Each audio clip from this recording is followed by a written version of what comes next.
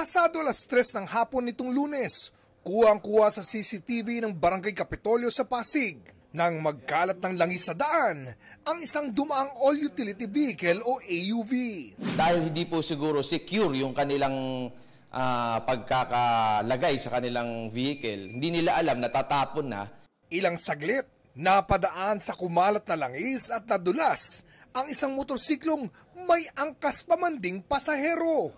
Agad naman silang tinulungan ng mga tao sa lugar at tinulungang makatabi sa gilid. Inalok daw sila ng ambulansya ng barangay pero di na raw ito nagpatulong pa at kalaunay sumakay na muli ng motor at umalis. Luckily, hindi po na-injured yung ating rider and minor injuries lang siguro yung rider tsaka yung angkas niya. Yun nga, kawawa po yung motorsiklo dahil wala naman din siyang kamalay-malay siguro na biglang may oil spill doon sa dadaanan niya.